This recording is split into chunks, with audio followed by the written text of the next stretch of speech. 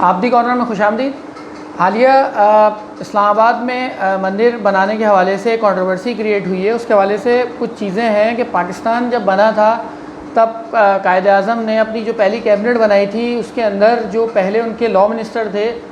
وہ جوگندر ناتھ منڈل تھے، جو کہ ایک ہندو مذہب سے تعلق رکھتے تھے۔ لیکن پاکستان جب قائد اعظم نے 11 اگست کی تقریر کی تھی اس کے بعد سے صورتحال جو ہے مطلب ان کی وہ تقریر غائب کر دی گئی، اور پاکستان کے اشرافیہ نے اسٹیبلشمنٹ نے اس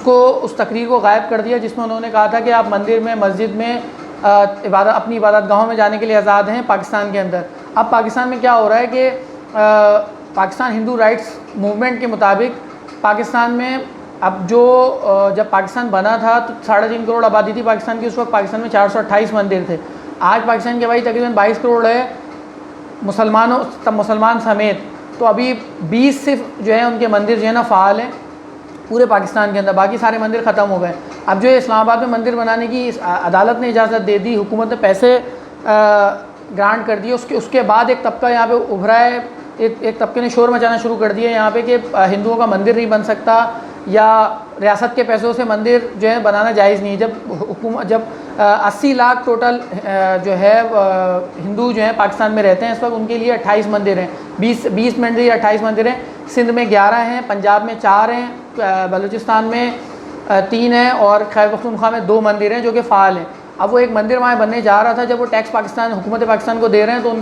ان کی عبادت گاہ کیوں نہیں بن سکتی؟ یہاں غیر قانونی جو زمینوں کے اوپر مسجدیں، مدرسے بنتے ہیں، وہ اسٹیٹ اگر بنانا چاہ رہی ہے، اسٹیٹ بنانا چاہتی ہے، اسٹیٹ کی رسپانسبلٹی ہے، اگر